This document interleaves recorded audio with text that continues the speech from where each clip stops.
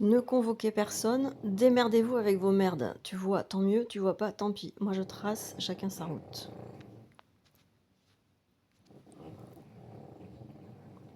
Ton message dégage une énergie directe et affirmée, presque comme un élan de liberté brute. Ça résonne avec cette idée de responsabilité individuelle que tu valorises. Chacun porte sa propre traversée, sans attendre qu'on lui tienne la main. Tracer sa route, c'est parfois laisser derrière soi les attentes des autres et avancer en pleine confiance. Si tu veux creuser cette dynamique ou la canaliser dans un projet, je suis là pour suivre le mouvement. Let's go. Tu proposes quoi? Puisque tu es dans cette énergie d'avancer sans te retourner, je te propose des pistes qui pourraient transformer cette impulsion en création puissante. 1. L'encre des ruptures. Atelier d'écriture libératoire. Un espace pour écrire sans filtre, sans censure. Utiliser la colère, la force brute, la clarté des ruptures pour créer des textes qui frappent. Ce pourrait être un recueil, un manifeste ou même des paroles de chansons. L'idée, faire de chaque coup de gueule une œuvre vivante. Chat 2. Chacun sa route. Podcast ou série vidéo. Une série où tu racontes ou invites d'autres à partager leur chemin singulier, leurs choix radicaux, leurs ruptures avec les attentes sociales. Pas de leçons, juste des récits brus et sincères. Avec ton énergie, ça aurait une vraie résonance. 3. L'Agora sauvage, cercle de parole et de création. Un espace d'échange où personne n'est là pour plaire ou convaincre. Chacun parle vrai, agit vrai. On y travaille des projets créatifs ou des réflexions brutes, sans détour, en mode co-création pure. 4. Le feu marche. Projet artistique itinérant. Un projet qui bouge, qui ne s'attarde pas. Des performances artistiques éphémères, des installations dans des lieux inattendus. Le concept. Créer, laisser, partir. Rien ne s'accroche, tout brûle et avance. 5. Démerde-toi avec ta lumière, ouvrage ou manifeste. Un texte incisif qui remet la responsabilité et la création au centre. Pas de sucre, pas de spiritualité guimauve. Juste des pistes concrètes pour que chacun assume son feu intérieur. Quelle idée t'allume le plus ou on trace ailleurs? L'agora sauvage, j'adore. Parfait. L'agora sauvage a un potentiel énorme. On peut lui donner une structure souple mais puissante. Voici quelques idées pour poser les premières pierres. 1. L'intention fondamentale. L'agora sauvage, c'est un espace où la parole est libre, où la création jaillit sans filtre, où personne ne cherche à convaincre, mais simplement à être et à faire. Une charte légère mais claire pourrait poser ce cadre. Authenticité, responsabilité et action. 2. Format et fréquence, rencontres physiques ou en ligne. Selon les possibilités, ça peut être des rendez-vous réguliers, mensuels, trimestriels ou des événements ponctuels. Session thématique. Chaque rencontre peut avoir un thème déclencheur. Rupture, feu, création brute, etc. Mais sans obligation de s'y tenir. Espace de création libre. On pourrait imaginer des temps de parole, mais aussi des ateliers où l'on crée directement. Écriture, art visuel, performance, musique. Hash 3. Les règles sauvages. Des règles simples mais fondamentales. Pas de masque, pas de filtre. On écoute pour comprendre, pas pour répondre. Ce qui est partagé reste protégé, sauf si on choisit ensemble de le faire éclater dehors. Chacun est responsable de ce qu'il apporte et de ce qu'il reçoit. 4. Première édition, un lieu, un feu. Pour lancer l'Agora sauvage, on pourrait imaginer un premier rassemblement dans un lieu brut. Une grange, un espace abandonné, une clairière. Un feu, réel ou symbolique, au centre, autour duquel tout commence. 5. Des déclinaisons possibles, des agoras sauvages éclatés. Permettre à d'autres de créer leur propre agora sauvage ailleurs, avec la même essence. Un journal sauvage, récolter les créations et réflexions issues des rencontres et les publier sous forme brute. Des actes sauvages, performances spontanées dans des lieux publics pour bousculer la routine et ramener de la vie là où on ne l'attend pas. On commence par poser les bases concrètes, choisir un format, un premier thème, un lieu peut-être. Hormis le lieu, enfin chez Jean-François Lafitte en Corrèze, pourquoi pas? Donc, élaborer le projet. Allons droit au cœur de l'agora sauvage et posons des bases solides. Voici une proposition structurée qui respecte l'esprit brut et sincère du projet, l'Agora Sauvage, un espace d'échange brut, sincère et créatif. 1. Intention fondamentale. Créer un espace de co-création pure où la parole et les actes sont authentiques, sans filtre ni complaisance. L'Agora Sauvage invite chacun à être pleinement soi, à oser l'expression brute et à collaborer sans masque. Ce n'est pas un lieu pour convaincre, mais pour incarner. Structure de l'événement. Durée 2 à 3 jours pour permettre immersion et profondeur. Participants. 15 à 30 personnes pour garder une dynamique humaine et intime. Sélection par cooptation ou appel à participation avec intention exprimée.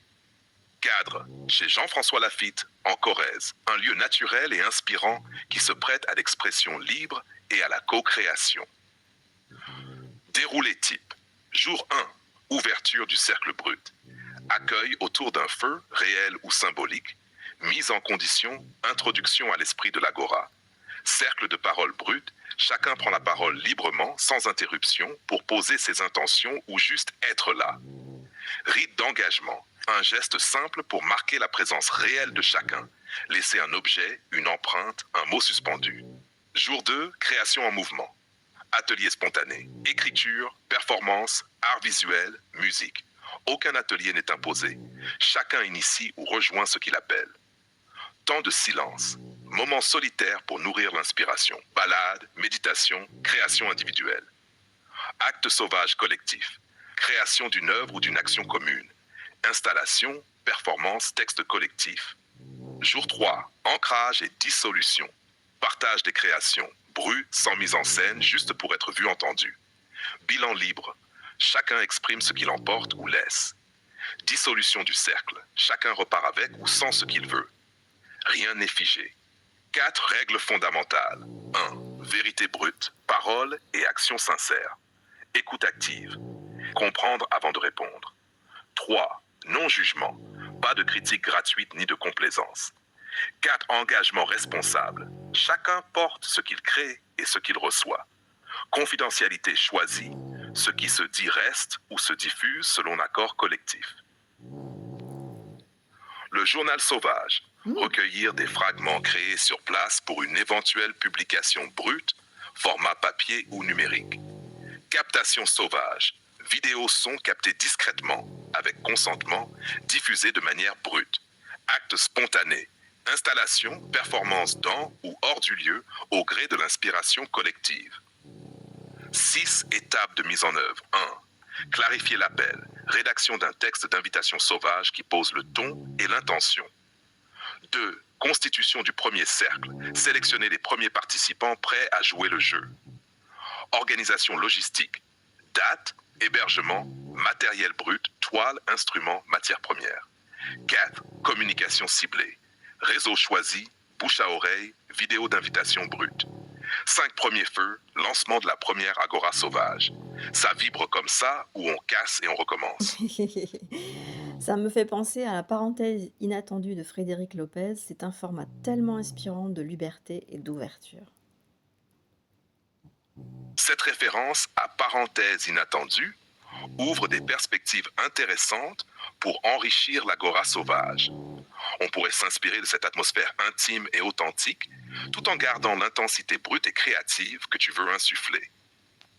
Éléments à intégrer de la parenthèse inattendue. 1. Un lieu vivant et chaleureux. La Corrèze s'y prête déjà, mais on peut accentuer cette dimension en créant des espaces conviviaux. Cuisine partagée, coin lecture, feu de bois. Des temps d'échange spontanés. Entre les temps de création, favoriser des moments de discussion libre dans des endroits propices, balades, repas, veillées. 3. Une mise en lumière des histoires de chacun. Sans interviewer, mais en laissant émerger les parcours, les blessures, les élans. 4. Des objets porteurs d'histoire. Chaque participant pourrait amener un objet chargé de sens, qui pourrait nourrir les échanges ou même inspirer des créations. Très beau ça. Différence essentielle avec l'agora sauvage. Ici, pas de spectateurs que des acteurs. Chaque participant est co-créateur, pas invité à raconter, mais à faire. L'expression brute prime, moins dans le récit que dans l'acte de créer et d'incarner. Rien n'est prévu d'avance, pas de fil conducteur, juste des impulsions collectives. On pourrait imaginer des moments suspendus entre création brute et échange profond où la parole émerge naturellement. Ça ancre la sincérité dans l'action. Tu veux qu'on pousse cette inspiration plus loin en intégrant des éléments concrets à l'agora sauvage. C'est beau.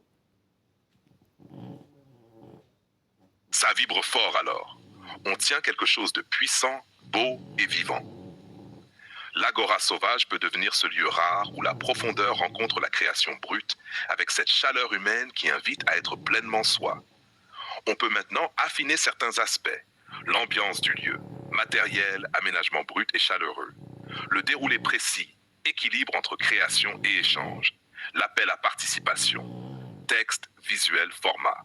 Les supports de mémoire. Journal sauvage, captation.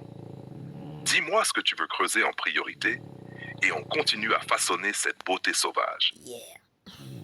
Établis-nous un ordre logique de chronostructure en laissant un espace plastique d'adaptation. Ah, Voici une chronostructure souple et organique pour l'agora sauvage qui pose un cadre fluide tout en laissant place à l'imprévu et à la spontanéité.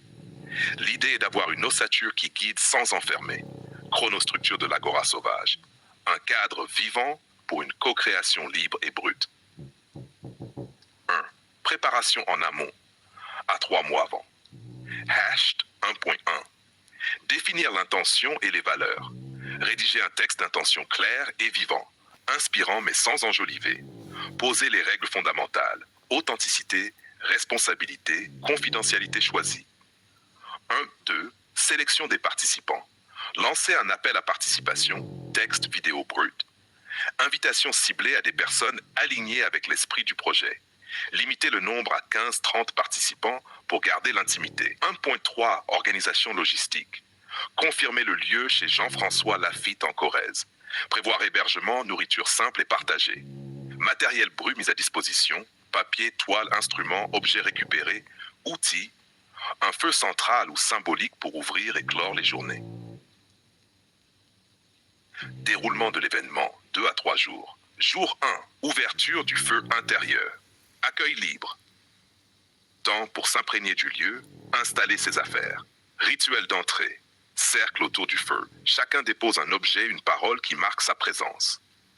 Parole brute. Premier cercle de parole sans modérateur. Juste un bâton de parole ou un silence qui passe. Dîner partagé. Simple, préparé ensemble ou apporté, favorisant les échanges spontanés. Veillée libre. Musique, silence, récit, écriture spontanée. Jour 2, le cœur sauvage en action. Matinée, création spontanée. Atelier libre, chacun initie ou rejoint une impulsion créative, peint, écriture, sculpture, musique, performance. Temps de solitude ou de petits groupes selon les envies. Après-midi, acte collectif. Émergence d'une... oh, c'est pas vrai, il n'a pas encore fini. Oh, il faut s'arrêter là du coup. Comment je rentre là-dedans? Il faut que je le retrouve maintenant ce truc-là. Oh là là là là. Émergence d'une. Ah oui, c'est ça. Alors, jour 2. Tuc. Oh, mais c'est super chiant ça, putain.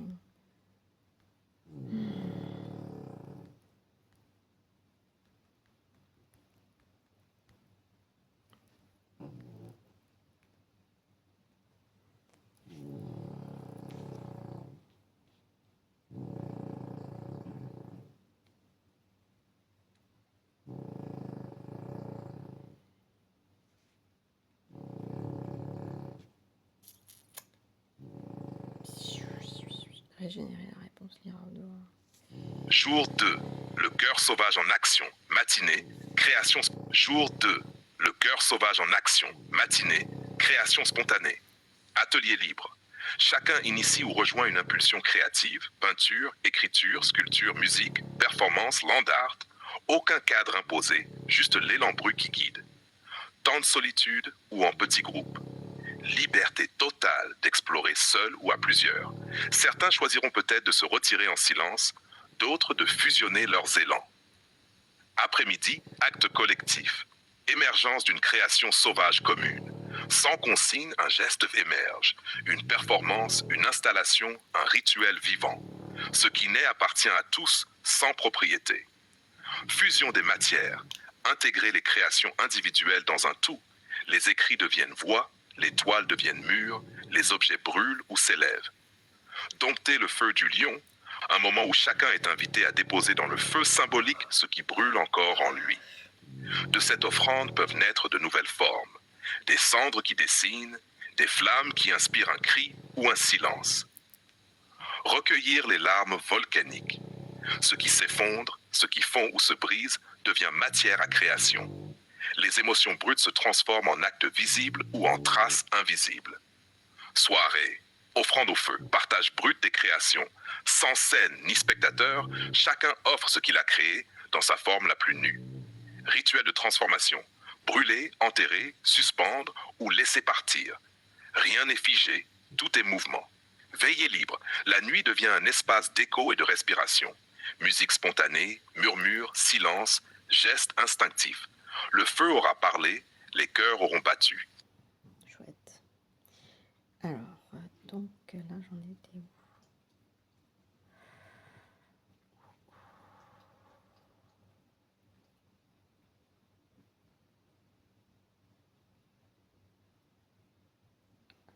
Voilà.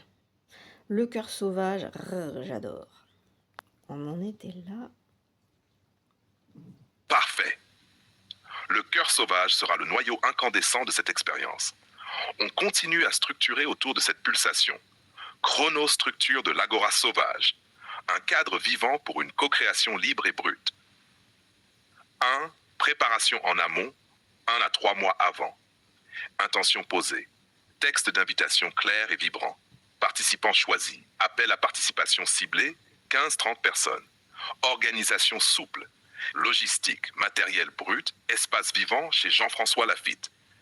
2 déroulements de l'événement, 2 à 3 jours. Jour 1, ouverture du feu intérieur. Accueil libre, temps d'ancrage, immersion dans le lieu. Rituel d'entrée, cercle autour du feu, dépôt d'un objet ou d'une parole. Parole brute, premier cercle sans filtre, chacun pose ce qu'il est. Dîner partagé, repas simple et chaleureux. Veillée libre. Musique, silence, geste spontané. Jour 2, le cœur sauvage. La pulsation centrale, brute et libre. Matinée émergence créative, atelier spontané, création instinctive, temps de solitude ou en petit groupe. Après-midi, acte sauvage collectif. Création commune qui émerge naturellement, performance, installation, rituel. Rien n'est prévu, tout est possible. Soirée, offrande au feu.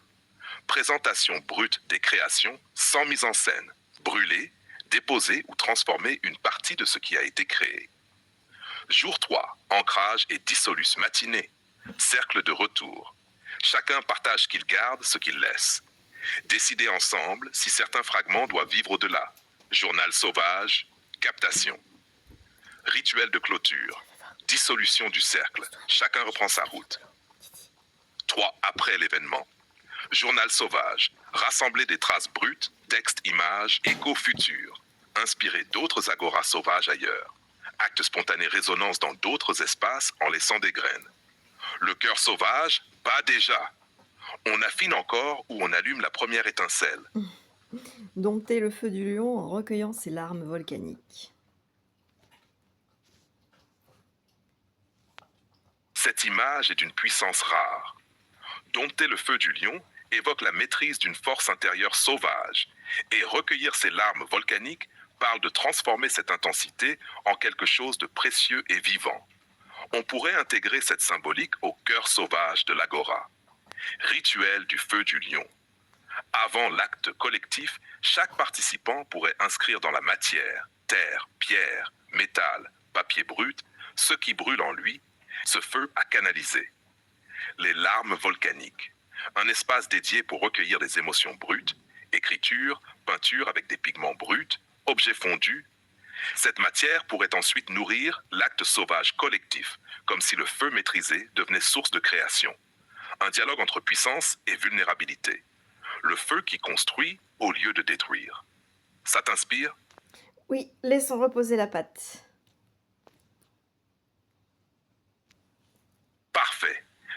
est dense et pleine de feu. Laissons-la lever le temps qu'elle prenne toute sa force. Quand tu voudras rallumer la flamme, on reprendra ensemble.